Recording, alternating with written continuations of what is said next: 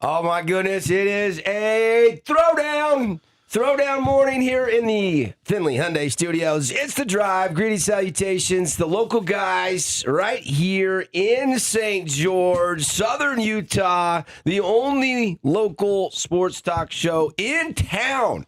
I think we're the only one in Cedar, too. I mean, we're it. And we are loaded today. It is a Throwdown Thursday, as I like to say. Devin, Dixon, Paul Ratliff. Say good morning to all our people out there, Paulie. Good morning, everybody. All right. Tara Atkin. Tara, give everybody that beautiful smile. Tell everybody hello. Tip of the morning. Tip of the morning. Let's go. We are fired up. What a game last night in the Garden. Of course, we're going to start with the reaction to that. We've got a lot of details to give you on our Utah State long drive today. We've got a Game 5 in the NHL to get you ready for tonight out in Carolina. Canes Knights, big swing game again in Lord Stanley's Cup after the Canes even the series 2-2. Plus, Ryan Krapel making some big news for Utah Tech baseball. We're going to dive into that storyline today and much, much more. Much more. Jim from the Rev Tour, long drive details, all that stuff. So let's get into the game last night. And holy smokes. Now, I'm always honest. One thing I always promised I would always do is be honest with my listeners. I did not watch this game until the 6-minute mark of the fourth quarter. I was at the Best of Southern Utah Gala last night. Yeah. Do you say gala or gala? Gala. They're both accepted, I think. I think so, yeah. Is terminology correct? But gala, what did I call it? The gala. I said gala, so I say gala. But I've heard it both ways, so I wanted to know what you two thought. Tara, how do you say it? You have a comment? Gala. You say gala too. Yeah. Okay, well, it's unanimous then. So I was at the Southern Utah Best of Gala last night. And so I did have it on my phone, I'll be honest with you, but it was a 29-point lead, 29-point lead. So I was like, okay, Spurs are in control. It was coming up on halftime. So I was like, I turned it back off, saved my battery. I'm like, so I was just kind of checking the score. And then when I got home, that's where it got interesting. So I feel like I saw the best part of the game last night. Yeah. Best finals comeback ever. Exclamation point, period, dot, exclamation point. The biggest finals comeback ever. A shot, a tip-in. Is the tip-in going to be the one that Knick fans remember from OG Anunoby? If you missed the game, we'll load it up for you. But he comes flying in from outside the three-point line. I don't know why De'Aaron Fox decided. De'Aaron Fox was awful last night, by the way. Yeah. Like, Charles Barkley called him DeAndre Fox after the game, and Ernie corrected him in the post game, and he said, I'll call him whatever he wants. He was just bad. I mean, he was bad last night. Like, Chuck was ripping him. Yep. And I didn't see the whole game, but I've seen the compilation of a lot of his mistakes. Like, do we need to drug test De'Aaron Fox? Like, what was going on with De'Aaron Fox? Like, I've been praising and complimenting how experienced he is and how a glue guy. He makes $51 million a season. Okay, that's a season. But here is the final play that Knicks fans will remember ever after De'Aaron Fox decides to try to score instead of dribble out some extra time on the clock, and he gets blocked. And here is the play.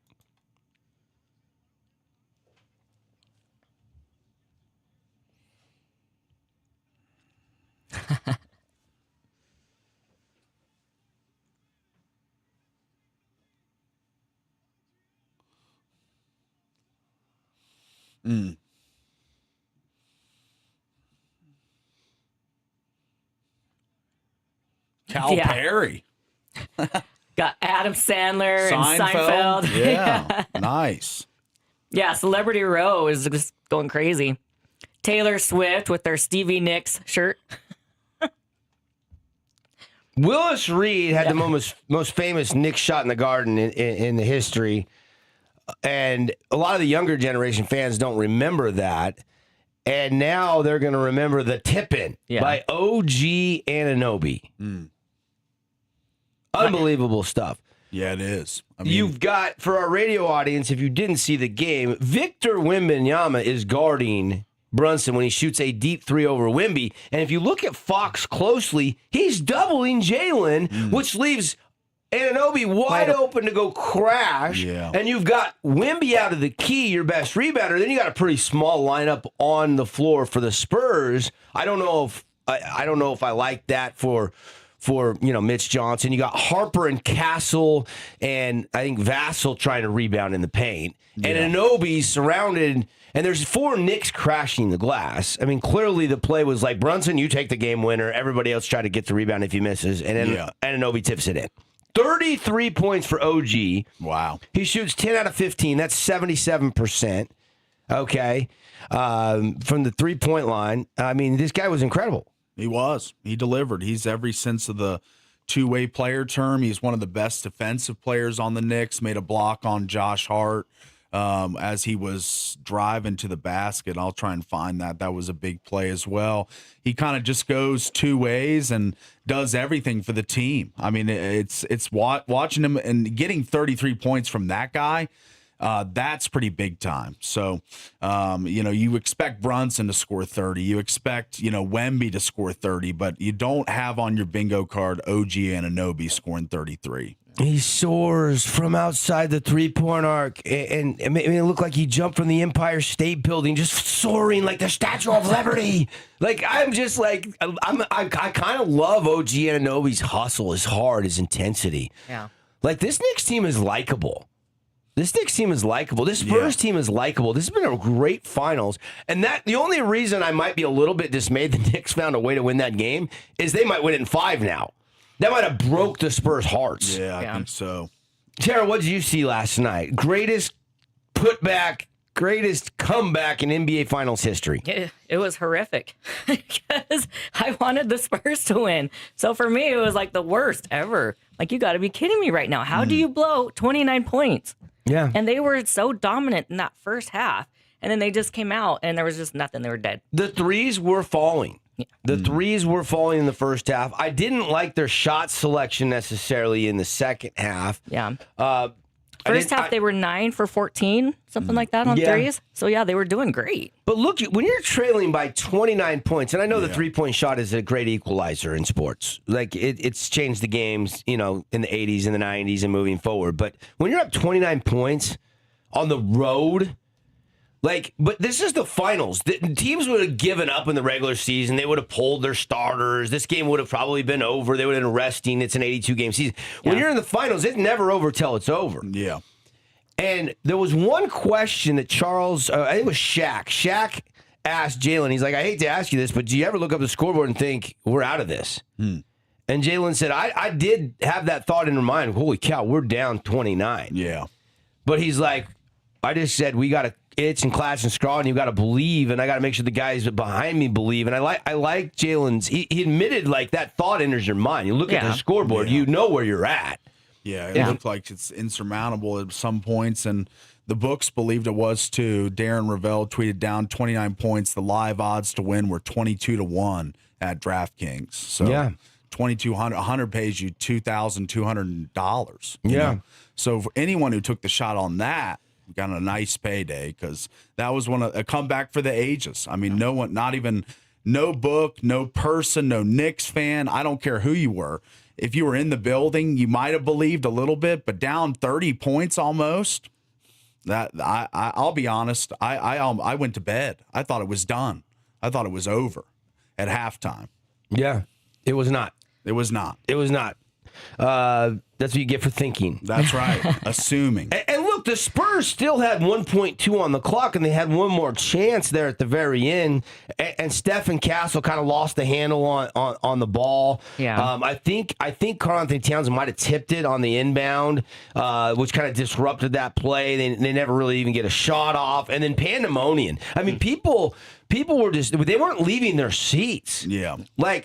3/4 of the Madison Square Garden crowd, I think, stayed for 45 minutes after the game. They were like, we're just gonna, I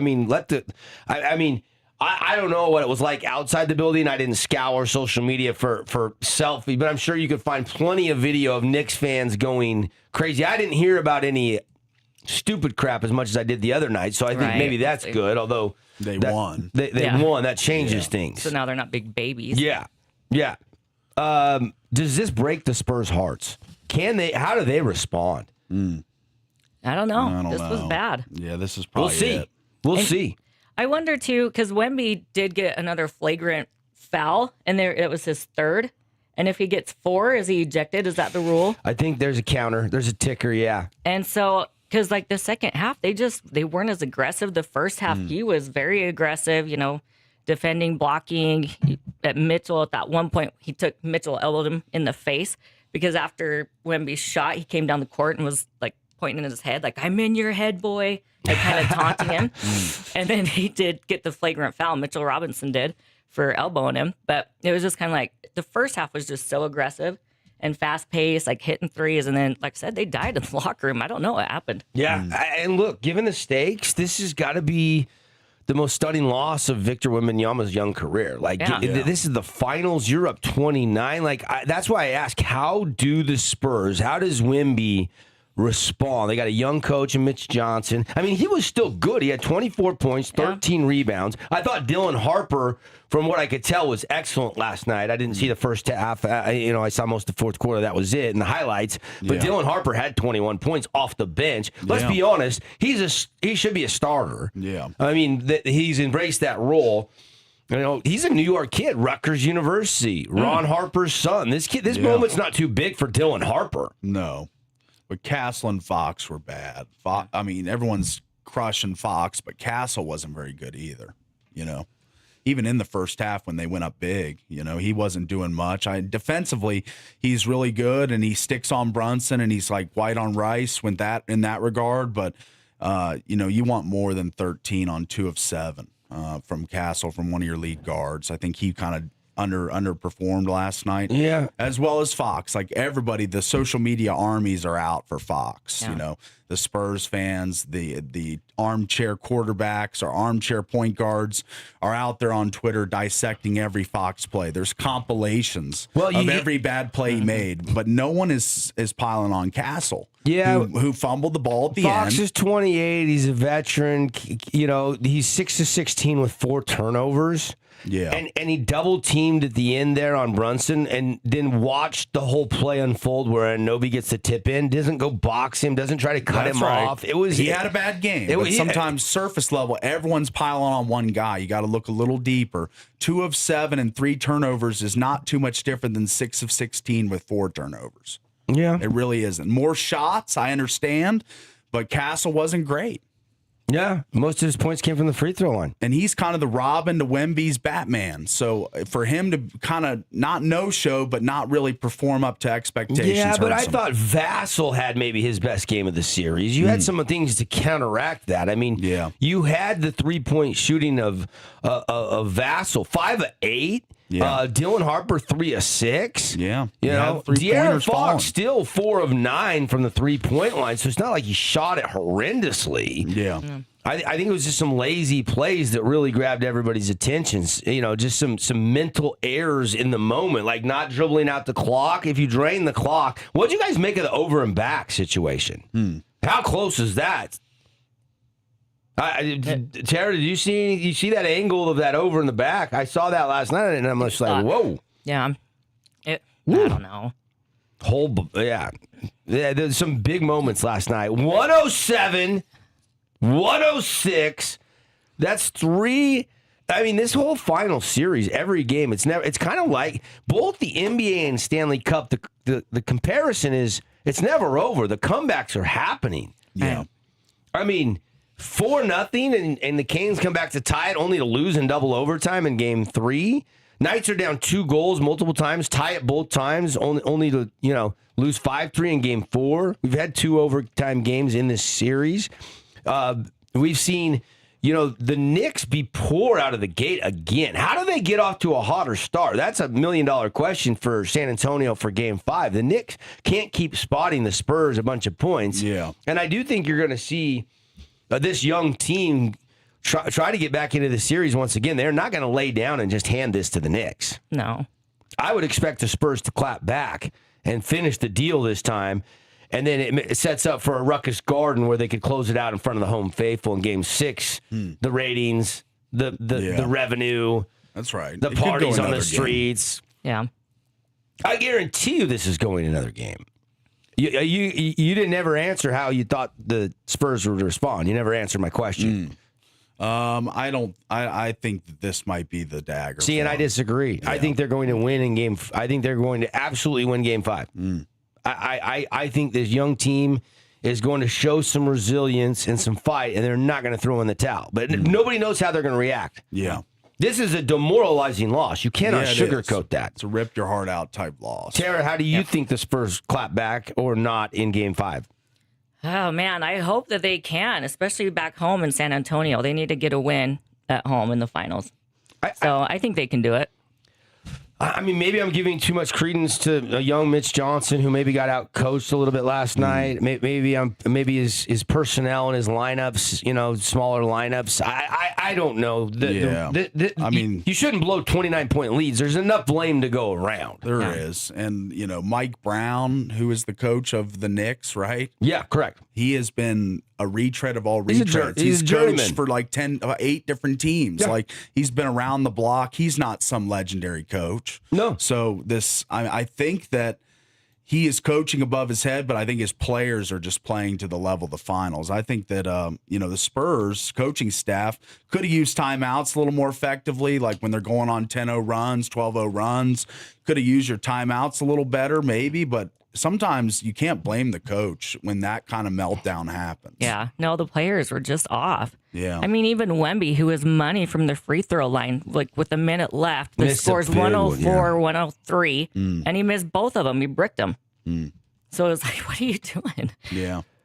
I mean, I can't help but just be happy for Nick fans, for that crowd. If you were in the Garden last night, you witnessed, the unthinkable. You witnessed the greatest NBA Finals comeback. You have a stranglehold 3-1 lead on the series. It's the first home win in the series. Yeah. I was watching Kirk Herbstreit's Twitter feed. He was at the game. His angle on the final shot, the tip in by Anunoby, looked like he was sitting right next to Mitch Johnson. Like, I can't. The camera's pan and you're like, oh, there's Jerry Seinfeld. I mean, we kind of went through that a little bit earlier, but it's a star-studded crowd watching what was an unbelievable comeback. Yeah, it was. Holy smokes, give me more. I want it to go 7. Sorry, Knicks fans. I want it to go 7. I hope the Spurs win 2 in a row and we get a thrilling Game 7. Yeah, me too. And honestly, I'm hoping that the Stanley Cup goes 7 too. I wouldn't mind seeing a winner take all in both postseason battles right now because they have been terrific. This has filled our month of May and June up with terrific championship level, intense, thrilling games. As a sports fan who doesn't have a dog in the fight, unbelievable stuff. Coming back from 29 down, it's the largest comeback in the NBA Finals history. I mean, I'm going to do the radio voice for this one, Paulie. It's that big. I like that. It's that big. There you go. The Big Apple. Did anybody sleep yet in New York? It's like 9:18 a.m. in New York. Still going. People just going to bed, or they just... Yeah, mimosas and screwdrivers. Keep it rolling, baby. Yeah. All right, lots to get to. Not done with this game. We'll get into some of the more of the Stanley Cup. I want to come back. I want to talk about Ryan Krapel, though. This is a local story that needs discussed. I saw this. I had the Best of Southern Utah Gala. I didn't get a chance to make arrangements with Ryan Krapel for the show today. I would love to see if we could land him on the show. I know he's maybe draft hopeful. I know he's in the portal. But I want to talk about this young man's season and what he's done for Utah Tech baseball when we come back. And the accolades are coming in. So we'll talk about that after a timeout. Off and running. It's The Drive, baby, as the Knicks beat the Spurs by 1 last night.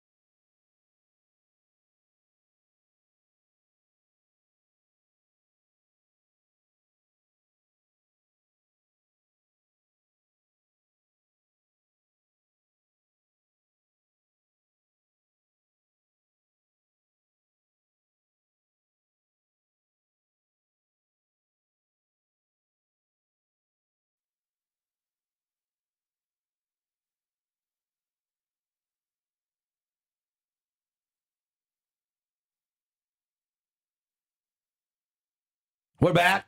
Thanks for sticking through the break, listening to a local message or two from our great local partners that are partners with us here on the Fan Sports Network. We love our partners. We got some great partners on the drive, including Prime IV. Father's Day is not this Sunday, but a week from Sunday. And get over there and you can get the Champion for $85 off. That's a nice little savings.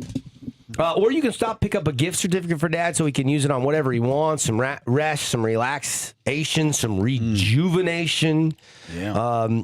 Dad can get the super powerful drip, as I like to call them, the oxygen treatment, the Champion. Yeah. All that, $85 off, Father's Day special. If you want a gift certificate, if you get one for $150 or more, you're going to get a free glutathione push. You can probably get it while you're there. Picking up the gift card for Dad. That's a nice little added value for you, putting a nice little card together and putting a Prime IV gift card in it for Father's Day. So for the Champion in your life, how about the Champion at Prime IV? You can check out the website, get more details. Stop on by on Riverside Drive, primivstg.com.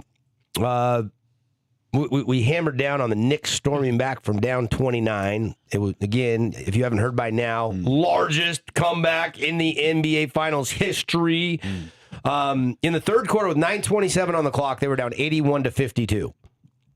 2.5 minutes into the third period, it was 81-52. Paulie went to bed. I did. That's about when Paulie checked out of the game. Yes. Thinking it was over. I don't know. It was over. I don't know that you're alone. Think about the fans on the East Coast that don't have a dog in the fight. They're like, oh, I mean, even me, I was streaming it for a little bit, but when I saw the score in the second quarter, I was back to the gala. I'm like, well, I'm not missing anything right now. Then the Spurs are routing them. Yeah. So the largest NBA comeback, non-playoffs or regular season is 36 points. So this was 7 off the all-time record. So yeah, it's unbelievable. Notable, very notable. Unbelievable. Just still in shock. So that happened last night. We spent some good time on that. I wanted to get to this Ryan Krapel story. We will circle back to Spurs Knicks. We're not done talking about that.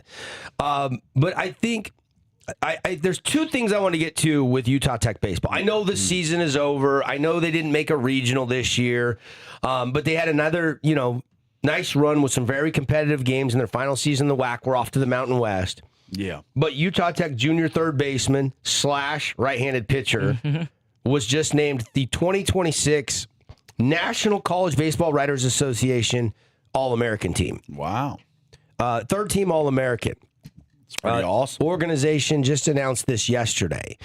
With the award, Ryan Krapel becomes the 5th All-American in Utah Tech's 20-year NC. Remember, we started 06. We started the 06 football season as the Dixie State Red Storm in the D2 era, which is NCAA, not NJCAA. And it's been 20 years, and he's only the 5th. The 5th. Pretty outstanding for Ryan Krapel. Yeah, that is. Who could be drafted if he doesn't get the round and the agents aren't telling him what he likes to hear. If a power four doesn't come calling, could still possibly come back. I don't think Coach Fatenauer closed that window, that door. I think he understands that when you're a junior in college baseball and you become draft eligible and you're a guy that's very, very talented at the plate and at third base and has a live arm, I think Kyle McDaniel, Petey Soto, Ryan Krapel, those are guys we've said all year could be drafted, right? Yeah. And Coach Fate knows that.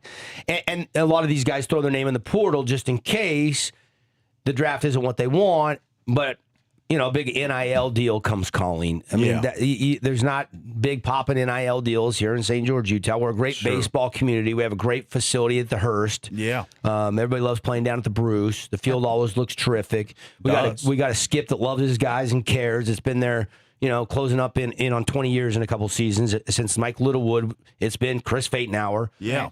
He's a great... Updates to the clubhouse in the recent years and the facilities. Oh, the cages and the right field line, the bullpen area, the practice fundraising.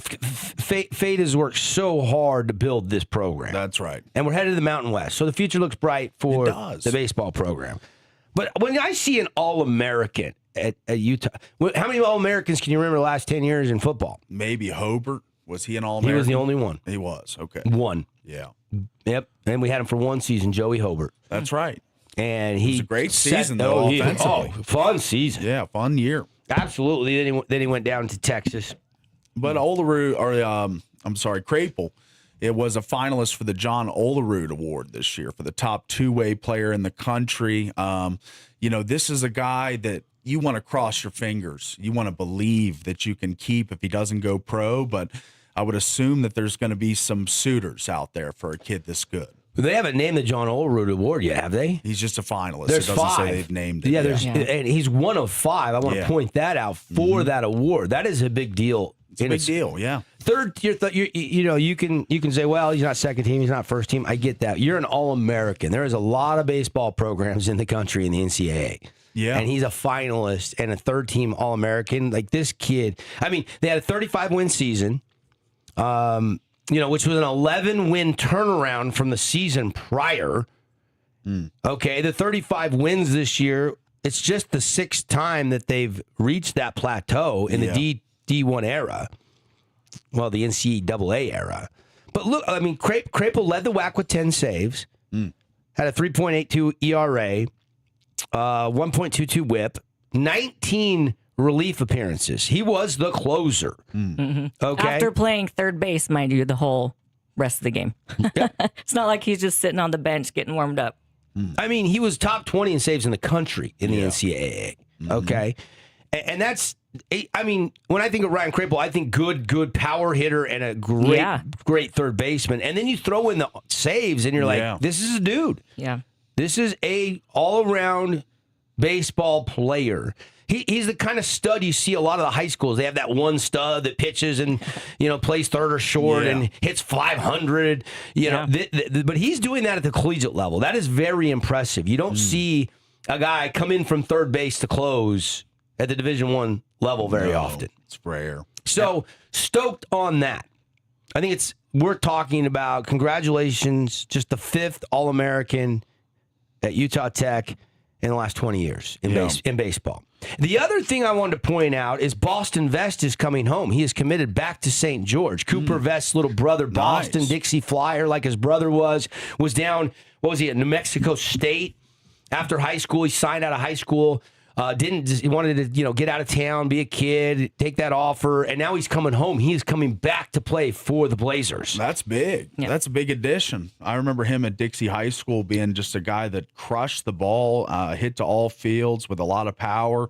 I'd expect him to be a nice insertion into the Utah Tech baseball program. If Petey Soto gets drafted or decides to play his final season somewhere else, if he's not drafted, he slides right into shortstop. One Region 9 stud for another. Yeah, it'd be nice for the community seeing a Vest back in the Utah Tech red and blue. So I'm glad to see him coming home. Oh, Scott Vest, really, really good friend of mine. Love that family. Got to know Cooper in Boston. Their mom makes all that happen. She's the glue to that family. Sorry, Scotty. But I couldn't have been happier to see Boston coming home. And I think it's huge. Like, that's the thing. You recruit these kids. He had an offer from Utah Tech out of high school. Yeah. He decides to go to New Mexico State. And then you keep that relationship going. Braxton Ibsen, assistant coach for Coach Fatenauer, former Dixie Flyer. His dad was the longtime coach, of the Dixie Flyers before he turned the reins over to Chunter Nyberg a couple years, 2 seasons ago. Yeah. Like Braxton played at Dixie, went to BYU, then came back and finished his career for Coach Fatenauer at Utah Tech. Now he's on the bench with Coach. I think he's a really good recruiter, and I think this is a great get to bring him back to his hometown. So I couldn't have been more excited to see a couple baseball stories out there on a Thursday morning regarding Utah Tech. I was talking with Coach Fatenauer yesterday. He's actually recruiting down in Arizona right now. This team has some holes to fill. There's a lot of guys in the portal. Tank Kelly went in the portal. Yeah. Petey Soto, Ryan Crapel. So there's a lot of guys in the portal. Kyle McDaniel's probably going to be the highest round draft pick, I would imagine. He probably had the most buzz with the scouts around him. But I have one play from Petey Soto resonating from the WAC tournament, that relay home. that he made to save the game. Yeah. I don't think the video did that play justice from the camera angles we had on how incredible that play and that relay was for Petey Soto. Yeah, that was awesome. I could be wrong. Petey could be the highest draft pick. And Ryan Krapel's the All-American, just named. That's what we're talking about. Yeah. So there's a lot of excited things going on down on campus. The new women's basketball coach, Coach Wardenberg, is signing up a ton of players right now. We got to get him on the show. We just got a 4-star recruit for John Judkins down in Houston, Texas. Christian Gibson. We talked about that story earlier this week. So just really excited to see everything going on. Also, the other guy that's in the portal is Miller Durham. And if you watch the Blazers closely, the first baseman for the Blazers had an unbelievable season. Yeah. And he got the second All-West region honors. The Rawlings Awards came out. The ABCA presented by Rawlings. And so, we might lose him. 20 extra base hits this year, 10 doubles, 10 home runs, finished with 43 RBI, 40 runs scored in 45 games. So huge season for the junior first baseman as well. He really, by the end of the season, was the hottest hitter in the WAC. Yeah, he was a top 10 hitter nationally in batting average. So that's pretty impressive. He batted an even 500, 9 for 18 in the WAC tournament. So, I mean, he only played 45 games. He missed a few. He was hurt, but he was dominant in conference play once he got healthy. He had 429 in conference games this year. That's pretty good. Oh, his power numbers were terrific. Yeah. He slugged the ball. So he's going to be looking for a school, and hopefully, these guys that go in the portal, they can always come back, right? I mean, we've always heard that about most FCS mid-major smaller schools. They'll be happy to have you back, and we even talked about that in the Coach Peterson era, I believe, when Hobart and those guys started entering the portal. They were welcome back, I think. So most of the time, I think if you're a good enough player, there's going to be suitors out there. There's going to be offers. There's going to be NIL deals. But hopefully, some of these guys love St. George. They just want to be here and stay and play for Fade and the Trailblazers. I've heard on good word, good authority, that a lot of the players were very open about their reasoning why they went in the portal and left on really good terms into the portal. So if there's not a $50,000-$60,000 NIL deal out there, and it's tiddlywinks, they could be back. Yeah. They could be back. And that's the hope you got to keep alive. Yep, absolutely. All right, we're rolling through hour one, little local sports. That's what we do. Got to give you some of the local stuff making news here on the 11th of June. Do want to remind everybody, today is paint day for the Utah State Long Drive. And everybody's like, paint day? This is where, Paulie, have you come out and paint with me before? I think once. One time? Yeah. I mean, you gave him crayons. He's the point and paint it here. Yeah. He's the point and paint it here guy. Oh. Yeah. I don't think we've ever let him touch the actual the paint gun and the paint roller and the paint machine. Yes. Maybe today's the day. Is it the day? You have an invitation. Okay. I'll be the point person today. Okay. All right. You guys paint. Yeah, we got some fresh meat. Tara's coming out. Yeah. She said she's coming out to the paint day. Yeah. Not the paint day. It's funny. This is our 22nd annual Utah State Long Drive presented by Findlay Subaru. And back in the original days, we had it at Southgate, and then the floods happened. We moved it to Coral Canyon. It's been there ever since. And Casey Fowles used to be the head golf professional. And a lot of you probably in the golf world know who Casey Fowles is. He's one of the best players in the state of Utah. We used to paint it like a football end zone, where every 10 yards, we would stripe it about a 70-yard wide grid, and we would stripe it every 10 yards, and we would paint the whole fairway. Across? Oh, that's a so that our grid workers could get a quick, accurate measurement on the balls. Yeah. And then the years went by, and I'm like, you know what? I'm going to implement a 3-ball playoff if there's any balls that are within 3 yards, because there's slope involved. And and the rangefinders, when you're shooting out there 350 plus, can be a little bit, could be off a yard or 2 or 3. Yeah. So we implemented that, and now we literally stripe the boundaries. We put our hot zone in, and then we put our accuracy zone in. We put a temporary flag for the Robertson Surrant shootout. We dig a hole, 2 holes, put our scoreboard in, and then that's it. So what used to take 8 to 9 hours, we have now got to where we can do in 3 or 4 hours all of that stuff. So we've streamlined it. So you guys are lucky. Streamlined. Yeah, I almost want to see Paulie paint it like an end zone in the football field. Yeah, that's right. I don't know. What's the high temp today? I don't know how. I don't know. 100. I think it's going to be 104 tomorrow was the high, which is not that bad, right? Yeah, 104, 102 on Saturday. All right. We've had 112, 113, 115. So that actually feels pretty good. Yeah. The ball should fly a little bit further. Now, the big, rather than 102, 104, if you live in southern Utah for any significant amount of time, that doesn't bother you. The wind is always the big kicker. Yeah. Are we going to get a crosswind, a headwind, a cross headwind? Are we going to get a tailwind like we did the one year? The 1 year we had a tailwind. Ryan Winther, if you look up Ryan Winther, they call him the Man Bear. He was coming off a Remax World Long Drive Championship. He's about 6'4", 260. He's huge. He's just this big, burly, strong guy. He hasn't missed his workout sessions. Probably can still hit a ball. He hit it onto the number 10 green at Coral Canyon, which used to be the old number 1 before they flipped to 9s.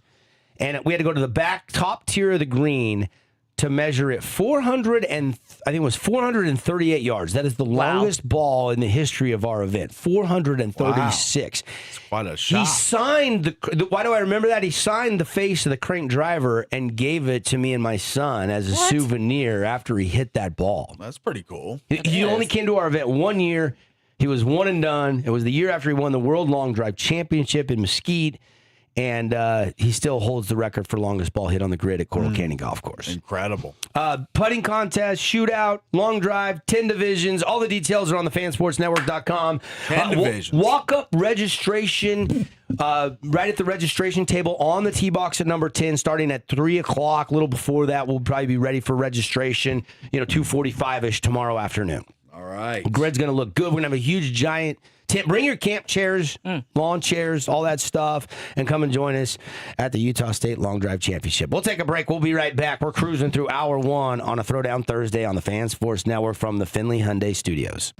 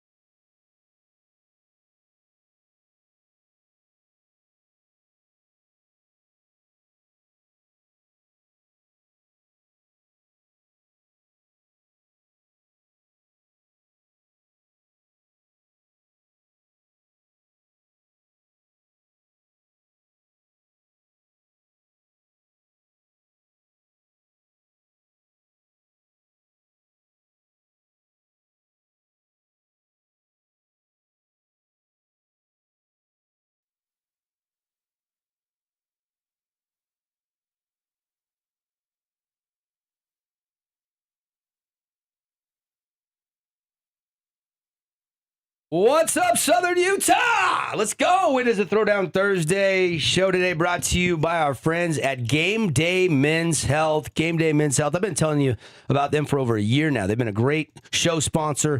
I've been taking their products and services. I just got on the Summer Shred a week ago and already loving how I'm feeling. Back's not hurting a little bit. I'm back to 175. So in the last week, I had kind of regained some of the weight I'd taken off from the soda diet nutrition plan that I was doing for 2 months. We were telling you all about them. That stint ended, and now on to the Summer Shred with Game Day Men's Health. Back down 4 pounds in 1 week. That's a good week for me. Yeah, there you go. So the special promotion window on that is ending, and now they're pushing the testosterone lowest price they've ever offered, $50 a week. And if you're feeling run down, you're tired, you get in there for your free T-test. They do tests for free, F-R-E-E, free, Tuesday to Friday. And all you have to do is call or text to get on the docket. They'll get back to you. Leave a message. Shoot them a text with, good day for you. They'll give you some times there. Call or text Game Day Men's Health for your free testosterone test, 435-265-4223. That's 435-265-4223. Book your appointment. You can enjoy the week, the night. Enjoy the night, fellas, without worrying about it. Increases your energy, your focus. Maybe you have some brain fog, and you're just like, why do I feel off? It honestly, if you're 45, 50, 55, 60, it could just be you're clinically low on T. That your body just naturally decreases as you age in the testosterone department. That's why it's important to get that test to see where you're at. I was below 200, and I was 40 years old when I first started taking testosterone. It's been 7 years. Wow. 7 years. And people are like, how do you have so much energy? How do you always look the same? I don't know. Maybe because I'm taking testosterone replacement therapy. I mean, maybe that's part of it. I don't know. Paulie says I'm balding, but I don't know. I still got a head of hair. Yeah, you got more than me. Tara, you know guys with less hair than me, right? I do, yeah. Okay, yeah. Book your appointment now. Game Day Men's Health. They can help you with peptides, weight loss programs. They can help you with low T. They have sexual performance products as well. The Revolutionary Pea Shot.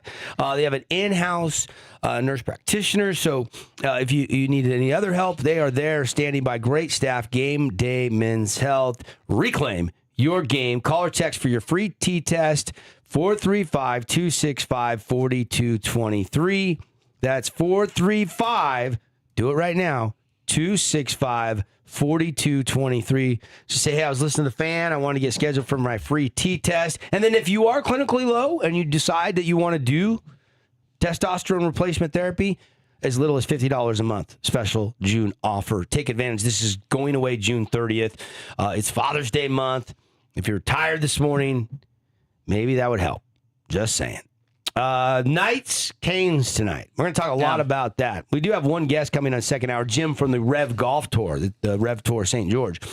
But other than that, we're going to talk a lot about this Game 5 tonight. We were all in the building on Tuesday night, and another terrific game. I continue to feel like this is trending to be, in at least my viewpoint, the greatest Stanley Cup hockey series I've ever seen. But a lot of people think it's right up there, top 5 all time already. I mean, we've been talking about that since Game 3, guys. Yeah. Right. And I don't think Game 4 changed anybody's viewpoint that this series has been terrific. Yeah.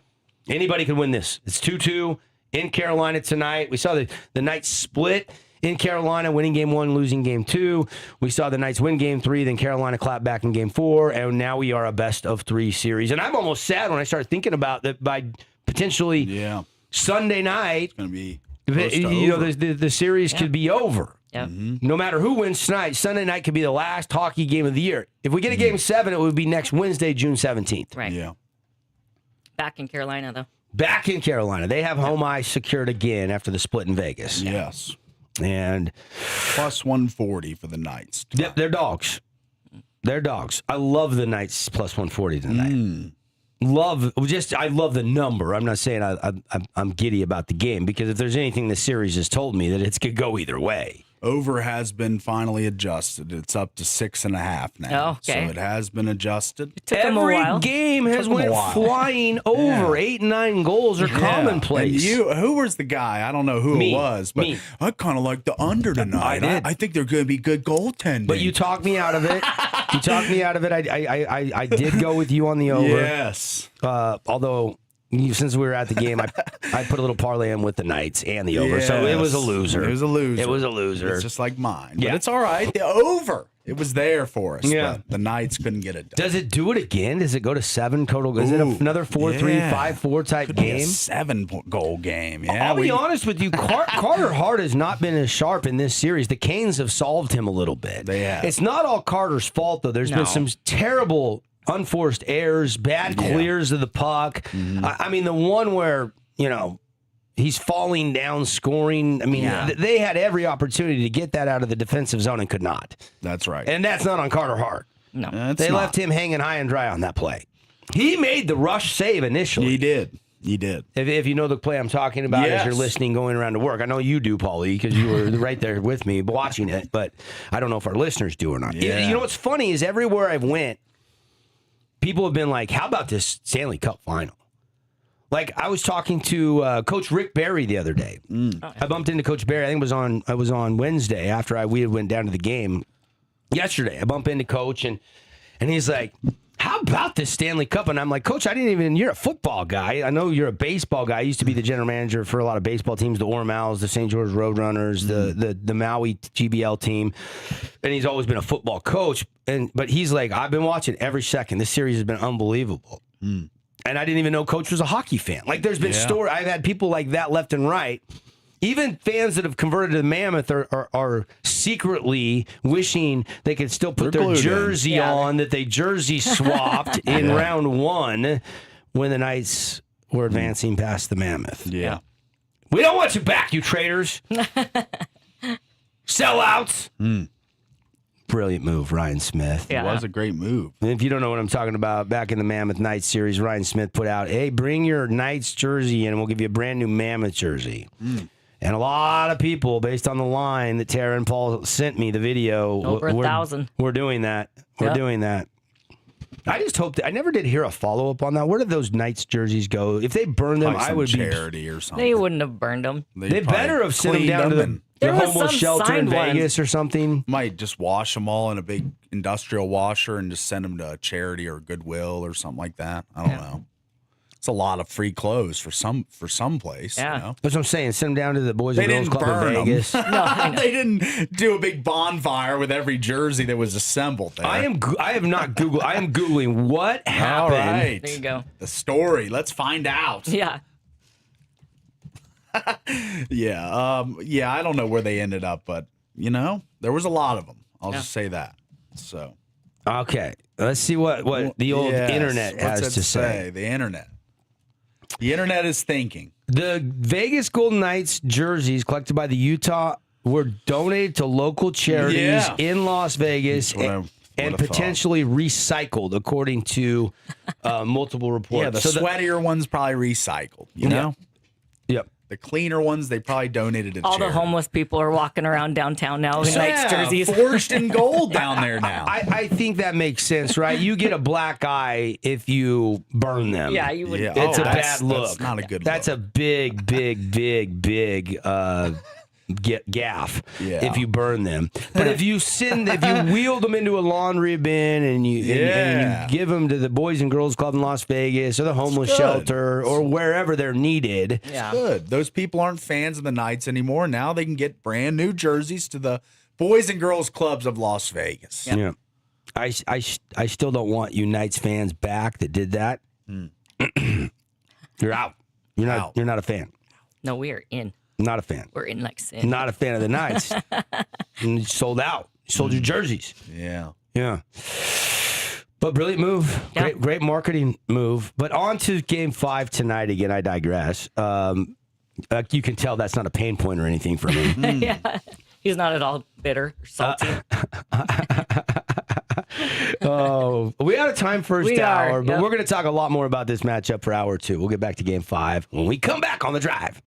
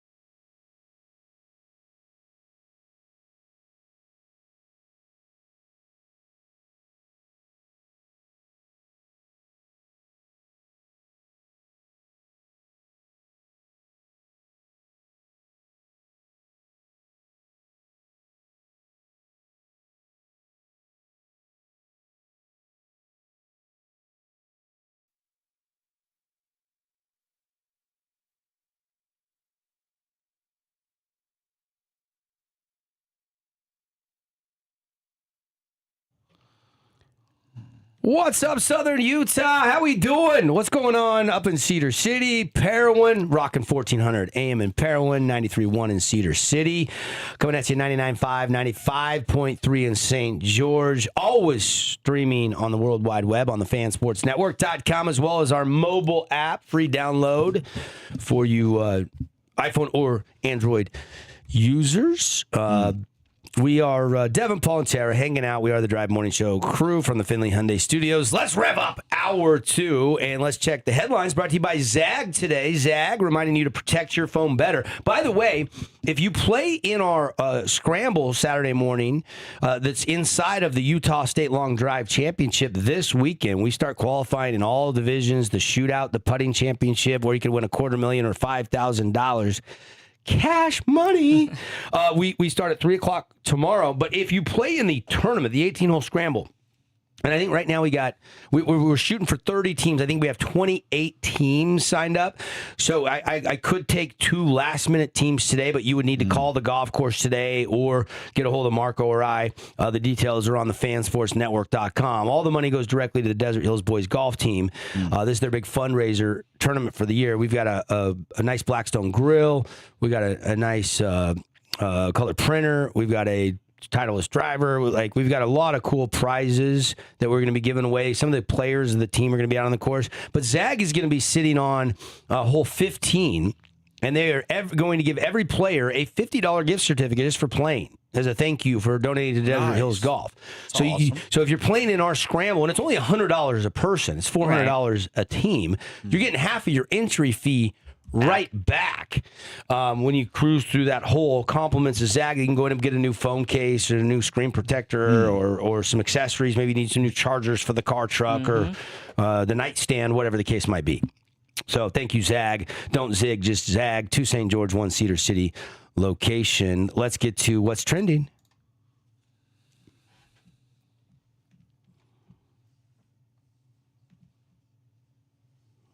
World Cup starts today. RBC Canadian Open starts today. They're already streaming that. The early guys are on the course.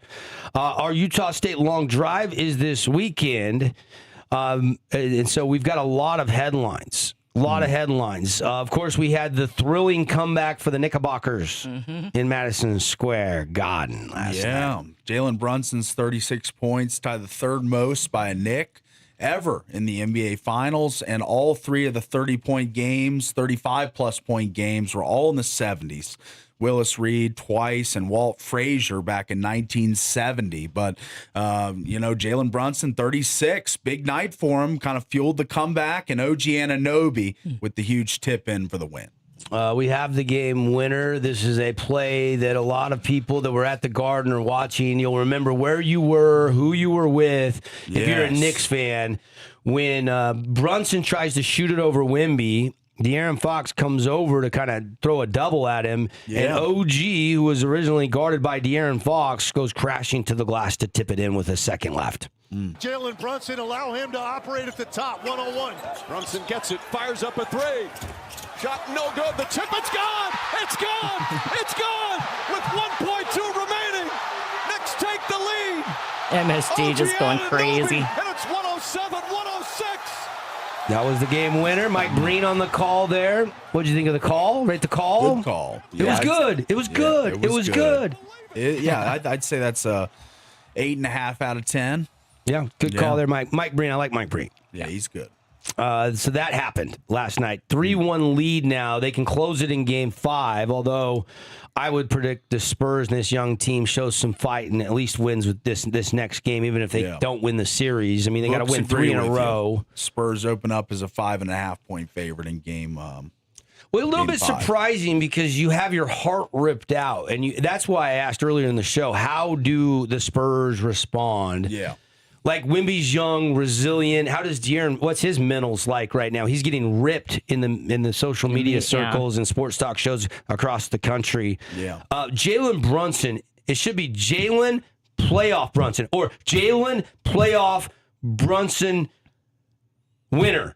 Winner, winner, winner. Jalen Brunson is a winner. Last name Brunson-winner. Yeah. There we go, buddy. Brunson winner. Yeah. Like, look how many 30-point games he's had in the postseason in 24, Had some good games. 25, and now 26. I think he's got, 8 or 10 30-plus point performances in the playoffs this year. He does. Yeah. I think if you look at the most 30-point playoff games in the history of 30-point or more games, he's like 1, 2, and 6 on the list. Yeah. I think that just gives more credence that he'd be the best Knicks player ever if they win the cup. Yeah. Yeah. I mean, look, OG Anunoby maybe overtakes, Willis Reed as the coolest play ever. I mean, that tip in was tremendous. But Brunson puts that team on his back, made a bunch of, probably his most efficient game of the series. Yeah. Right? He really hadn't shot it that great. No. It kind of seemed like he solved the Spurs defense a little bit in that second half last night, was getting to his spots, and things became a little bit easier, and he became way more efficient. And then you had some guys in the second half that were not efficient for the San Antonio Spurs and allowed the comeback. Yeah, that's right. 36, 32, 20, and 30 is point totals. He's currently averaging the 4th most points per game in a finals series by a point guard in NBA history. So There's too little to win a finals. that's what Becky Hammond said. A lot of people have said that. I don't know why you're being so hard on Becky. I've heard others say she was it too. the one who she was the one that said she it first a doubled couple down years on ago. it just a couple weeks ago. Yeah. She said, I said what I said. She did. Yeah. I'm glad she didn't back off her statement. Yeah. That shows That's a little bit right. of grit and class. And That's hey, if right. I'm wrong, I'm wrong. Yeah, she's wrong. Yeah. Well, not yet. Not yet, but he's one win away. He is one He win looks away. likely to be wrong at this Yes. point in time.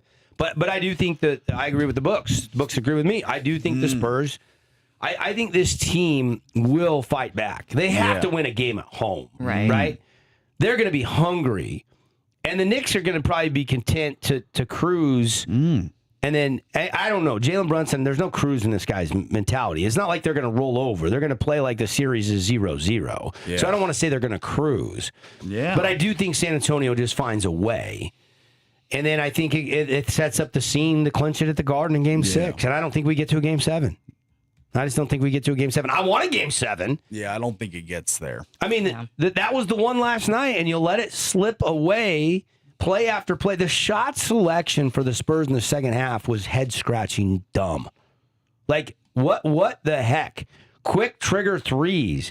I know you were making those in the first half, but when you're up 29 points, why are you taking a 3 with 18 on the shot clock? Yeah. Why not take that 3 with 4 on the shot clock? Yeah. 29-point sense. lead with 9 minutes and some change on the third quarter clock, and you blow it. That's 24 seconds on the shot clock in the NBA. You can run a lot of possessions down to less than 10, less than 8, whatever, and just even if you're not getting a quality shot, at least you're burning clock up 30 points. Right. You know, like Put yourself in. they were just chucking and missing early in shot clocks. Put yourself in De'Aaron Fox's dome right now. The morning after a game. Yeah. The team flight, pretty somber. Yeah. You had a miserable couple of plays. You don't run the clock out. You try to score. You get blocked by Anunoby, whether you're fouled or not. They didn't call it. It's not a foul. You got all these armchair point guards on Twitter just crushing you, making compilations of all your bad plays. Reminding me he makes $51 million a year. Yeah, he's good. He Right in your doesn't. face. He doesn't care. He's good with being criticized. I think most professional athletes can handle that, but I think it's justifiable, though. He played a bonehead game in the second half. he did play a bad game. Yeah, and it's worthy of the criticism, absolutely. But I would not be surprised if he played much better in Game 5. I would hope so. Yeah. A redemption song. It couldn't get worse. So Yeah. Yep.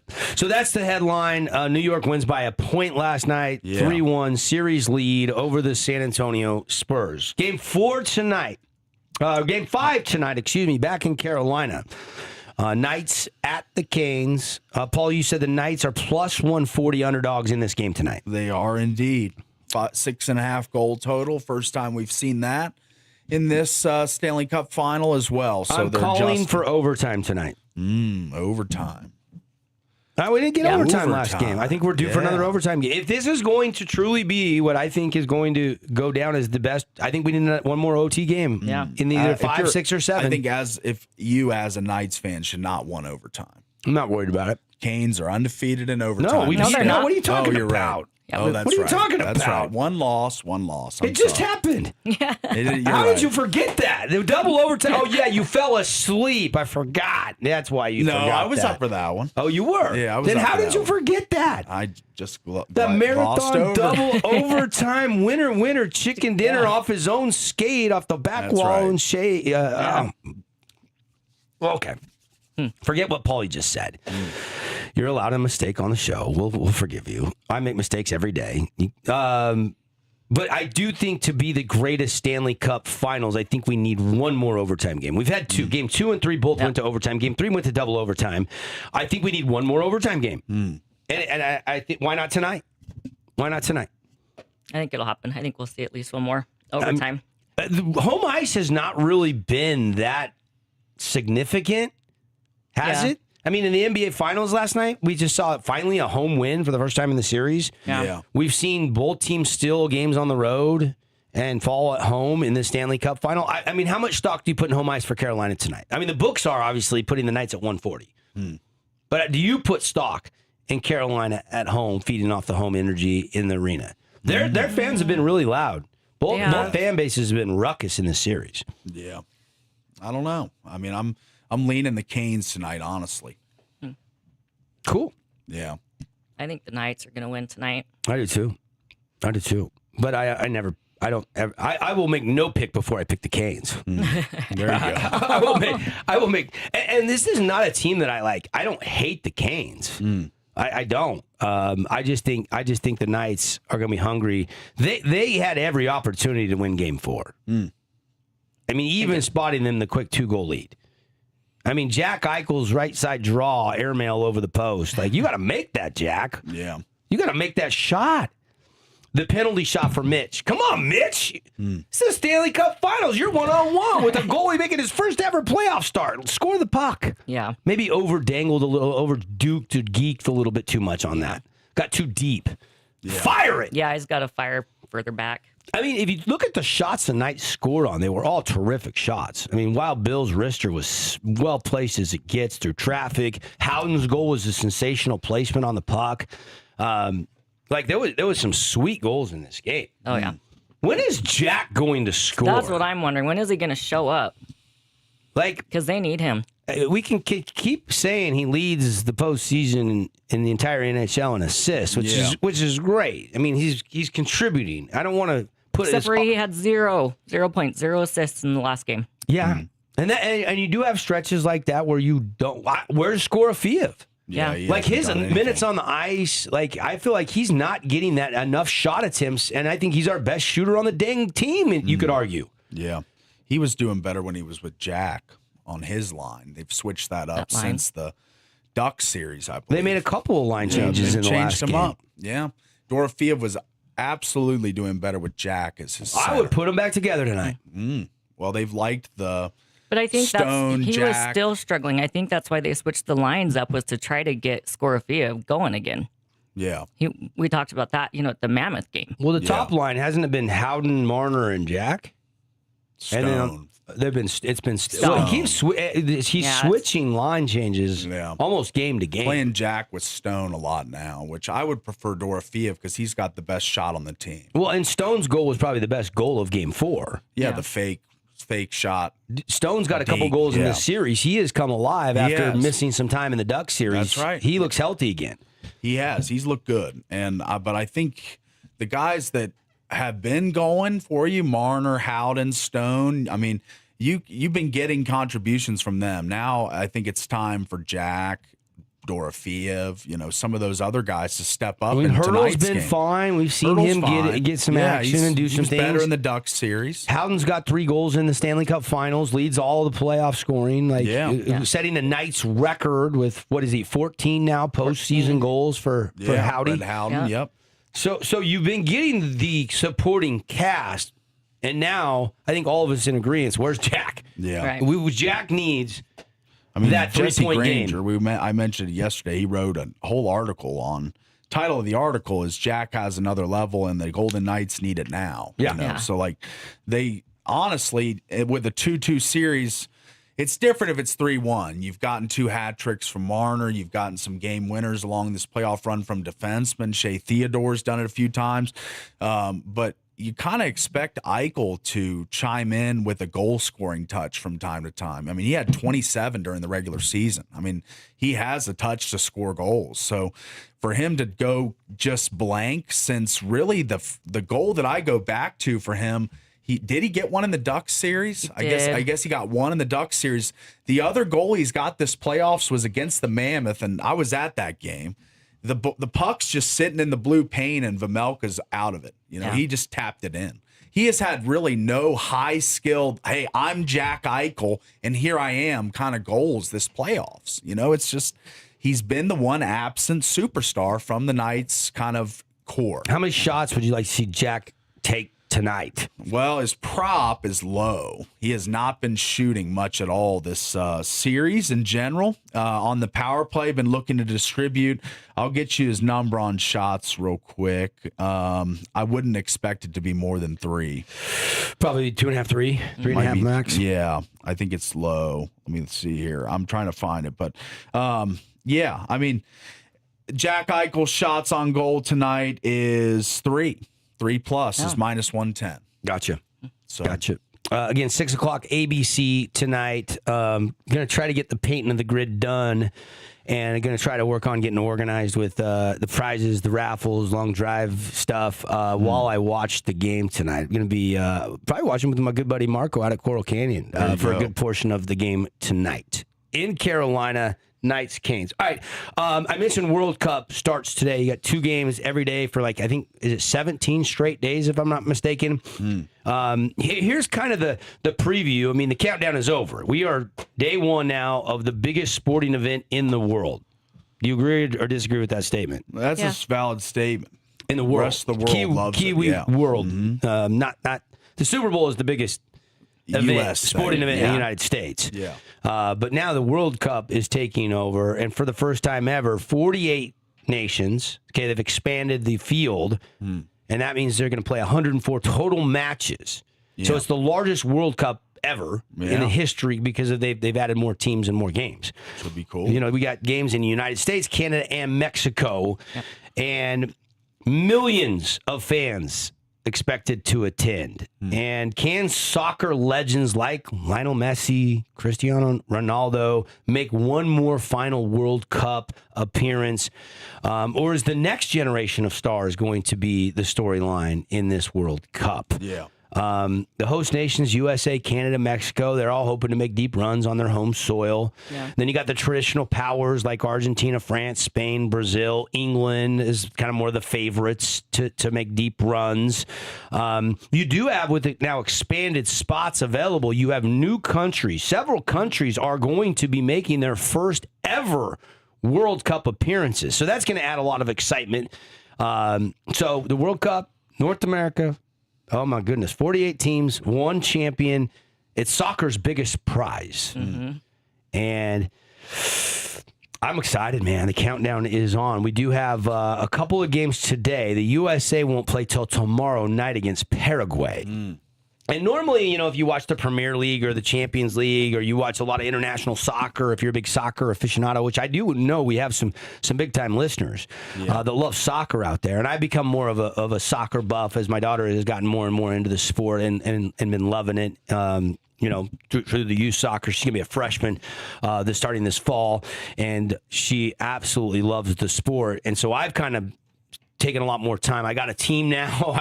I'm watching highlights online. I'm sending her Instagram clips of drills she can try at home. I've gotten more and more. So this might be the most excited I've ever been about the World Cup. Yeah. I've always been just kind of a common viewer. I'll take it in if I'm there. It's not a destination watch.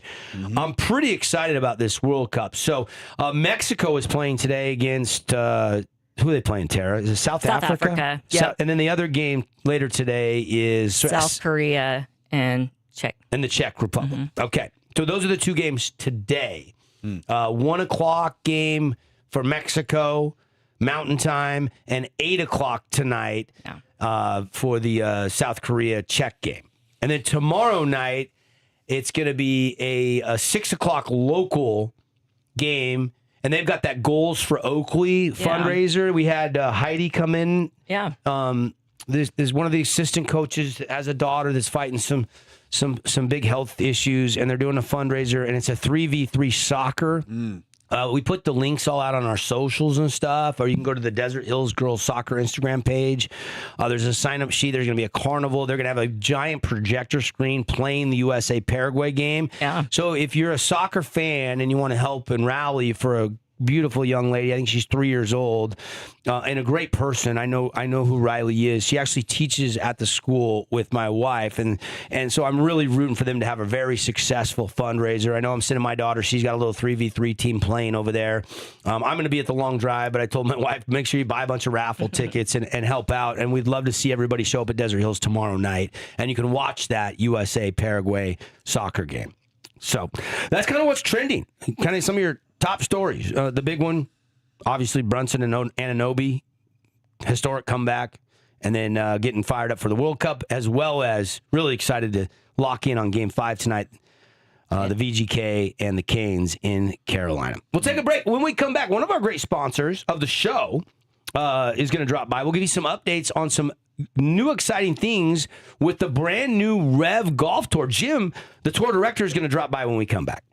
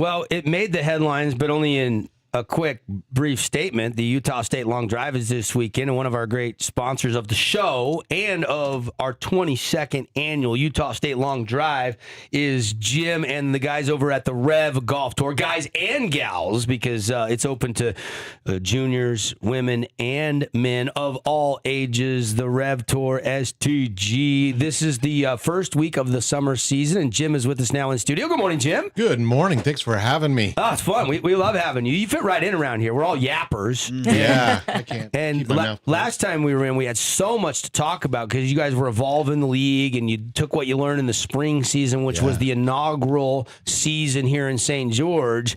And now here we go. People are starting to go play our week one of the summer Rev Golf Tour is at Dixie Red Hills. Red Hills coming this week. Yep, all week long. So if you now is a great time if you want to give yourself a reason to go play golf every single week for the next 5 to 8 weeks. You want to go to therevstg.com, therevstg.com. But Jim, some of the changes from the spring league to the summer league, I saw an email yesterday. Optional skins game now. We are now doing skins. Yeah, and we were listening, of course, to our members. They're like, "How can we make this more exciting? How can we make more?" And everybody wants money. Yeah, I don't know why that is.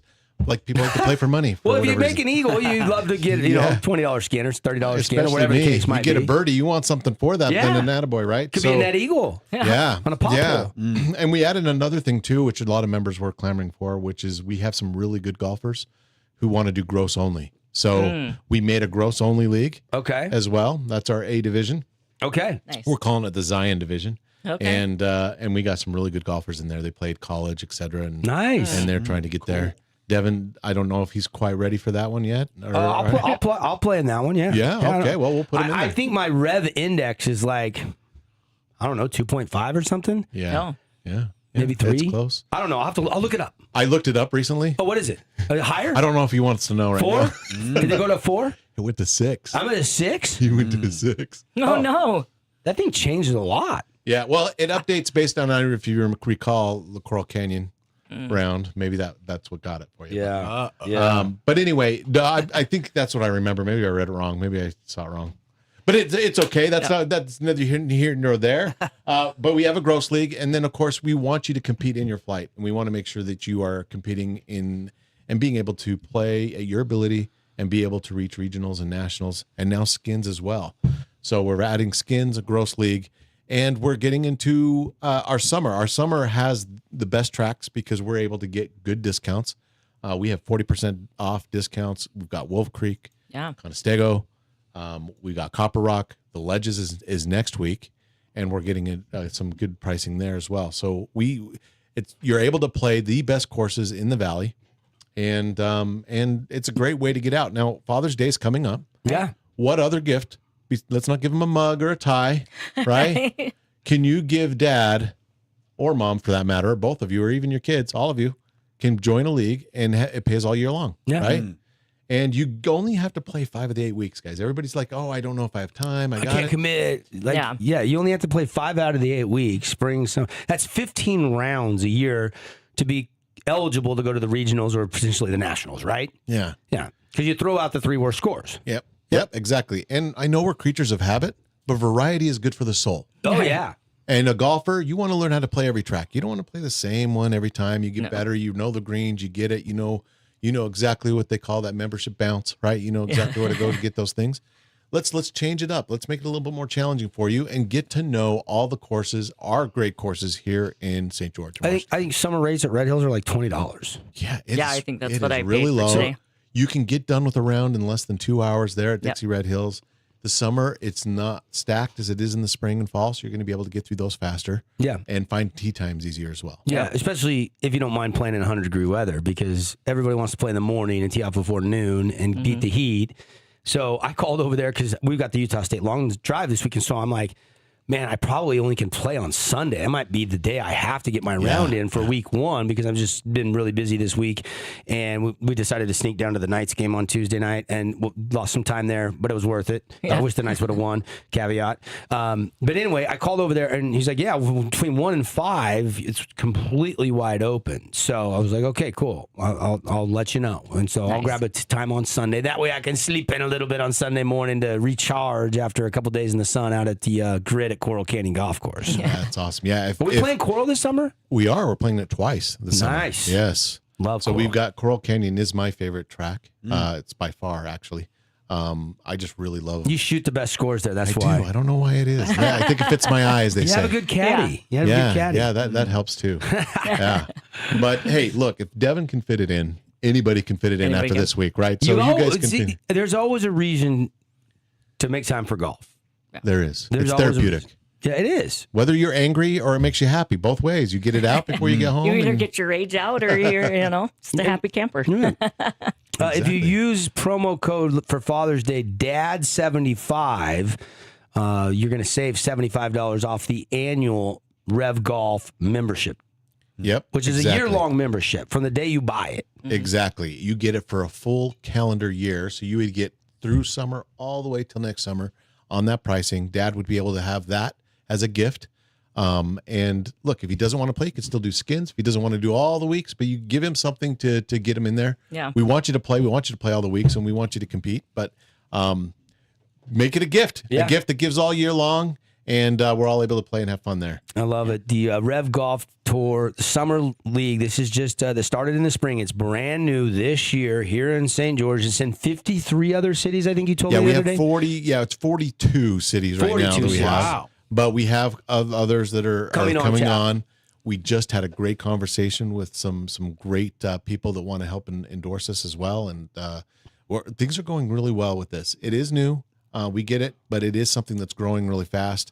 And look, the 20 handicapper is going to be playing the 20 handicapper in New York, and you both happen to both shank it in the woods. You're both gonna. Who's going to be the one that tries to make that money shot, or who's the one that's going to take their medicine? It's going to be fun to see, right? Yeah. And everybody gets to compete at all times. It's awesome. So go to therevstg.com. We'd love some of our listeners to come out. Tara's competing in the summer league. Yep. She was too busy in the spring, so she never did get to go to any tournaments. But Yeah. you already got your plans on tap to get in Red Hills this Yep. week. I'm playing today Yeah. at noon. And the weather, it's only supposed to be like 87. It's going to be gorgeous. Oh, beautiful. Before And it I gets went on too hot. Tuesday, and I had a nice little breeze, and it took us only an hour and a half to get through To it. get through, 'cause yep. There's less people, and Dixie Red Hills is an awesome track as well because it's really fun to play too. It is. What would remind me what the highest handicap in the league is currently? Because if Paul joins, he could quickly take that honor away and make somebody out there feel That's really right. good. We do have a 32 handicap, Nice. I think, so that There we might be go. in there. Yeah, But I know fit you in can make somewhere. putts. You've already proven that. So Yeah. Oh, you saw that. I heard about Oh, it. you heard about that. The putt heard the around the world. the flag stick was heard in my house. Actually. That's right. That's what I heard. Set off tidal waves. That's right. Yeah, it would have went Hitting off. the It might have went flag off the green if it didn't hit the dead center of the Yeah. stick. Yeah, but Yeah. dead center. Baby. Dead aim Polly, they call him. Bullseye. Yeah, Bullseye Polly, college nickname. Bring it back. So, Dev, not to change subjects, but you are doing the longest drive, right? And Yeah. it's this Friday. Yep. Do you have a division for people who are like in their mid 40s and can only hit it 200 yards? Yeah, it's Like, called is the it- 40-plus division. Yeah, so there's 10 divisions. Yeah. 10 divisions. Jim is a brand new sponsor with us this year in the Rev Tour, and we're super excited. We're going to be doing a closest two contest. Nice. And Yep. we're going to give away a nice prize. Yeah. Are we going to do a wedge? Is that what Yeah, decided? we are doing a wedge. Nice We'll be Cleveland giving a wedge. wedge. Yeah. So Yeah. if you're playing out in the scramble Saturday morning, you'll have a chance to win that, and we'll give that away at lunch after the round. We have 28 teams, by the way, for the scramble. I was hoping for 30. So if anybody wants to get a foursome together, it's only $100 a player, $400 for the team. A lot of the scrambles nowadays are $1,000, $1,500. Because the price of golf has increased a little bit. And the popularity of golf in Southern Utah has been on the rise since really COVID. It's just jumped, and you add courses like Copper Rock and Black Desert. The new courses have attracted, of course, with the PGA Tour coming here to Black Desert. Now a lot more people are like golf trips. I met a couple guys the other day that were like, yeah, they were in Mesquite, and they said they were coming to do St. George on the next trip. They're actually from just the Phoenix area. And so I'm like, you guys like the desert golf, huh? And they're like, yes, sir. And we love it in the summer when it's hot. They're used to it. And the rates are better. Yeah. Look, I got trained in the heat. I played in Las Vegas. And in Las Vegas, I got to play the nicest courses if I played in July and August after 3. Yeah. Now, if you know July and August in Vegas after 3, it is cooking. 120 Yeah. cooking. But I got to play the PGA courses and the nice courses. But put one of those cold towels around her neck and have Gatorades or The heat does not bother me. It clears. Now it's you can fine. have a mister in your golf cart. Yeah. and- Oh yeah. I've seen those too. It's like air conditioning now. You put the shaders on there. Oh You're yeah, good. you put You're the good. shade. The shade. They have the in the winter. You have the one that keeps the cart warm. Now you got the summer one that blocks the sun that keeps it a little bit cooler in there. And if you put the misting system in, a little bucket with the water, I mean, you can So probably good. cool it down to like 80 in your cart. Yeah. Be like Red Hills today for TA. Yeah. And I also want to make a remind everybody we're playing Wolf Creek July 8th, Yeah. right? That's the big one. It's usually 250, 275 to play. We have it in the morning on a Saturday morning, right? Or July 8th. I think that's a Saturday. I can't remember. But it's in the morning. You come in and it's only $150 and then you get $50 to a gift card to their pro shop so you can buy A shirt, put towards a shirt or golf hat or balls, something else, whatever yeah. you need there. And Oh, cool. and so it's really only $100 to play there. And you get to play one of those iconic courses that Yeah. everybody wants to Wants play, to right? play. Yeah. It's on, Yeah, great course. Wolf Creek is on video games. It's on Tiger Woods Golf. And Yeah. when you've made it to the video game circuit as a golf course, people want to play it. Exactly. I played Wolf Creek on the old was it Xbox? Oh, really? Yeah. I remember playing it then too. Yeah. Yeah. A Yeah. long time ago. We have it. My son has that game. It was one of the first games I got him, and Wolf Creek was on that. It's probably 10 years old now at this point, maybe a lot older. But yeah, the undulation of the greens, the drops, and I mean the uphill par 3, the downhill par 3s, the split fairway hole on the back 9. There's some great holes at Wolf The Creek. waterfalls, the visuals, because it's right in the middle of a desert. I mean, to build that, they really had to bring in helicopters and do all kinds of things. What was I watching the other day? Matt Wheeland, who is down at Wolf Creek, Trent, Matt, some of the guys that work down there. I know Matt really well. He put on his social a commercial, and I can't remember if it was Under Armour or Nike or Gatorade, but it was, and they were shooting the commercial at Wolf Creek. Oh, wow. That was a pretty cool commercial, actually, with the backdrops that you were just Exactly, talking about. Made me think exactly. about that. Great place to shoot a golf apparel Yeah, TV commercial. and I'm going to like it too for my social media because that's always a cool visual to see that Yeah. what we're doing, right? Yeah. it's I can't awesome. remember if I reshared that or not. I'll pull that up in the break. So, Jim from the Rev Tour, St. George. Again, they're going to be giving away a wedge. They're a great sponsor with us. You'll see their signage. You'll meet Jim.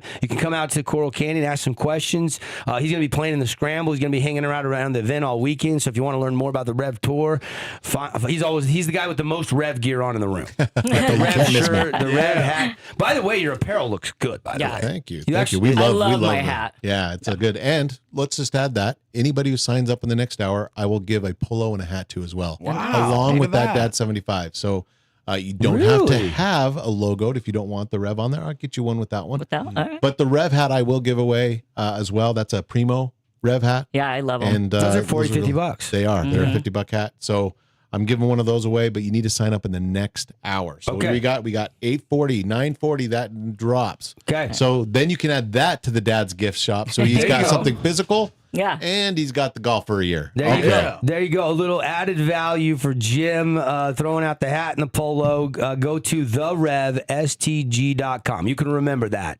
Write it down. Put it in your phone right now. Therevstg.com. When you get where you're going, if you're driving right now, hurry and get that in the next hour. Put in DAD75 in the promo code. And if you sign up, you get $75 off, and you'll get the free polo and hat. Jim, always great to see you, and Thank we'll you. see you out Thanks at for having me. Coral Canyon this weekend. We will. And go low in the Rev Summer Tour. Let's go. Let's run this. All right, Thank you. got to take a break. We'll be back talking more sports, getting you fired up for Game 5. Knights Canes. We'll break it down from every angle when we return.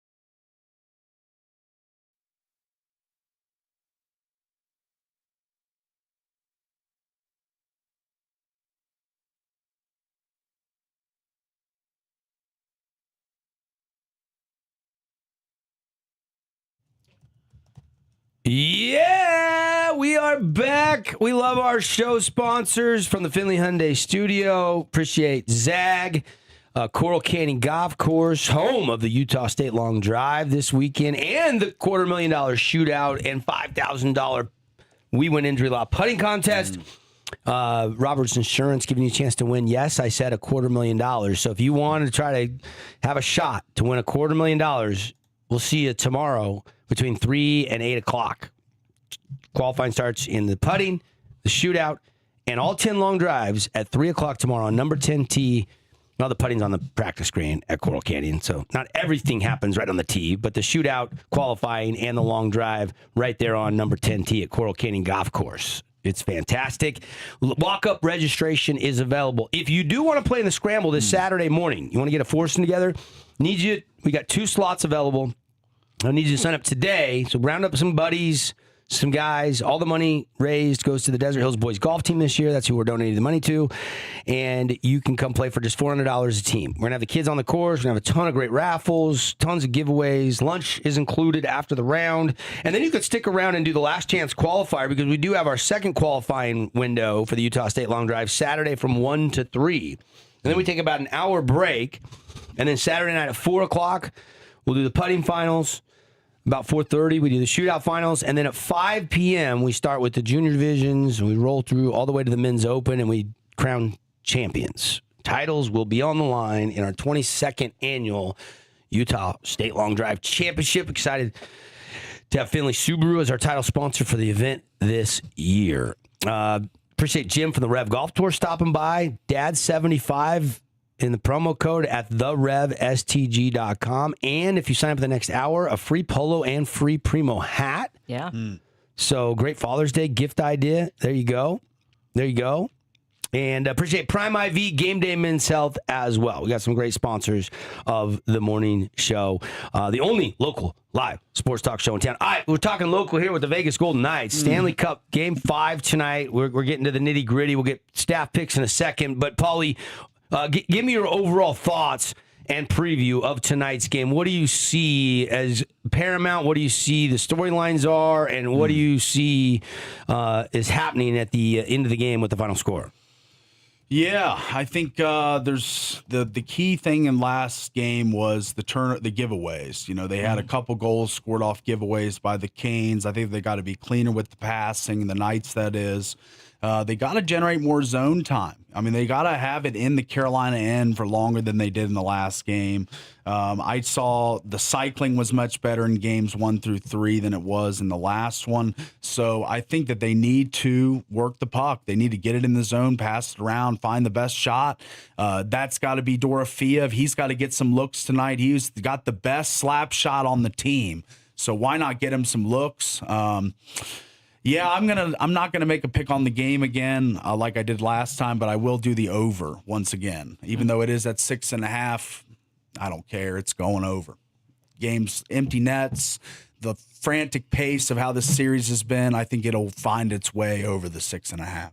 TA, thoughts, outcome, X factors. What do you see tonight? Yeah, I said this for Game 4. They have got to stay out of the penalty box. They cannot be giving Carolina power plays and always being on the PK. And we've got to see Jack Eichel step up. You know, the Canes are so good at forechecking, and so Vegas needs those quick exits, controlled zone entries. And when Eichel and Mark Stone are doing that, the Knights they look amazing. But when they don't do that and you get the dump and chase instead of the controlled, entry and passing and stuff, you can't win like that. I'm glad you mentioned Mark Stone. I think he's the captain. And I really think this team goes as their captain goes. He scored a massive late goal in Game 2.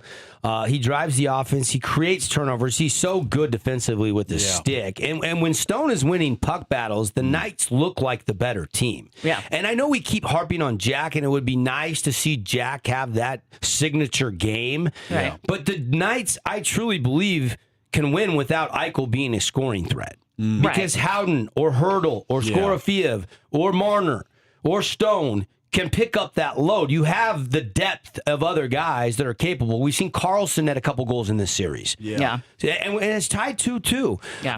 Hurdle was the Game 1 hero. Howden leads Vegas in playoff goals. He's been one of the biggest surprise stories of the postseason. Yeah. Can he keep producing? He had another goal in Game 4. Takes the pressure off the top line. Yeah. You mentioned the captain of the Knights, but how about the captain of the Canes?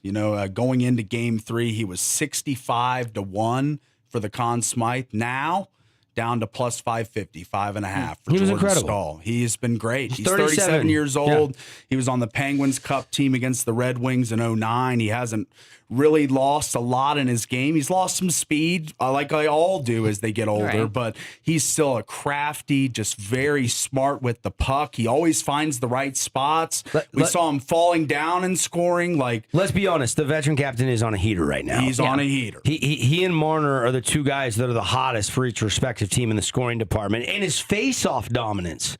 Like every time they do a face-off, I feel like somebody beat him on the face-off, and Stahl wins it 75% of the time or something crazy like that. He is absolutely ridiculously good on the face-off. Stahl was the original kind of hockey family. 4 brothers played in the NHL. Eric, Mark, Jordan, and Jared. The only one still playing is Jordan and Eric. But they're both. Jordan's the best of the bunch, I think, and he showed that. The other X factor is Carter Hart. Vegas doesn't need him to steal this game tonight, but they need him to be better than the other team's goalie. And I expect it to be Brandon Bussey again in the net tonight. I don't think we're going to see Anderson the rest of the series. And I know Carolina surprised some by starting Bussey in Game 4. It was a good move. It ended up working out. But I agree with Tara. They got to win the special teams. I think Vegas needs to not spot them. The 2 games in this series, Carolina scored in the blink of an eye. Yeah. And then they had the 4 goals in the third period in Game 3, only to lose, where they scored 3 goals in 39 seconds, it felt like. That's right. And so, I would love to see the Carolina can play with the lead. I know both these teams are built to never be out of it, but I would like to see the Knights score first tonight. I think that's going to be a big kicker for me. And Bussey is getting the start. Who's the more physical team tonight? That's going to be interesting. Knights are the more physical team. Can the Knights survive Carolina's Canes forecheck? are the faster team. Yeah. The Knights are the more physical team. If Stone's the player of the game tonight, I'm predicting the Knights win 4-3. Okay. 4-3. Over. Game 5, Stanley Cup final tonight. And for the Vegas Golden Knights, win and you're 1 victory away from your 2nd cup. Stone, Eichel, Marner, Hurdle, Howden. I mean, somebody Wild lead the Bill. way. Yeah. Wild Bill. That relentless forecheck. I mean, they've been really good on that outlet pass where they've got a one-on-one matchup. Yeah. And they've been sending that puck down the center ice. I think Carolina might adjust to that. I think you're going to have to maybe attack more on the edges a little bit tonight. And the unforced errors for both teams have been really high. Yeah. And that's because these 2 teams are really skilled, I think. But whichever team limits the mistakes tonight is going to have the best chance to win this game. I think it's going to be another game that goes right down to the wire. Yeah. And it ain't over till it's over. Right. Yeah. Woo! No pit. You like the over. Paulie likes the over. I'm gonna take take last game. So I'm I'm gonna gonna stick with that. I'm gonna take the Knights 4-3. But Stone is my guy tonight. Stone is my guy. It sounds like Tara. You and Paulie love Eichel to get some points tonight. He's just got to. He's got to. I don't know if we love him to do it, but he Right? needs to do it. How about that? Yeah. What about Carter Hart versus Bussey? Hart just needs to be better than Bussey. That's all I'm asking for out of Carter tonight. Yeah. I think he hasn't had a shutout or he's given up 4 goals every game. It feels Every like. game. Yeah. Yep. Yeah, but his D-men need to be clearing I know. rebounds and locking up sticks and do a Hannafin little has bit better had in a front of that horrible net for him. series. So is Rasmus Anderson. He's had a horrible playoffs, to be honest. And Carter Hart's number tonight, 27.5 over under saves. Bussey at 20.5. So quite a bit of shot disparity. I like the difference over there. on Bussey. I think the Knights are going to get a little bit more shots on the net 20 tonight. and a half is pretty low. I know. It's pretty low. I know. So I always expect Carolina to outshoot the Knights, but I think it'll be a little bit closer tonight if the Knights are going to win like I'm predicting 4-3. yeah, you're predicting a win. So we'll see how it plays out. Well, I think it'll be fun to Paulie, watch. There's a theme. There's a method to my madness. Yeah, you don't pick against the Knights. No, I know. I picked the Knights in 6, and the only way I'm going to be right on my original pre-series pick is if they win 2 in a row and they win in 6. So I I'm don't sticking know- to my guns on my originals. That's Same right. thing I did with the Spurs all postseason. Yeah, when I don't have a good lean one way or the other, the total's been good this series. So just lean on the total. We're in for a good game regardless, though. Yep. All right. Enjoy Game 5 tonight. We'll recap it tomorrow. We'll have more on the Utah State long drive. Go check out all the details, thefansportsnetwork.com. World Cup is here. I'm fired up. You're gonna have to deal with me talking a little bit of World Cup here on the show. Tara is rocking her Brazil jersey today, so she's feeling in spirit. The big elf in the room is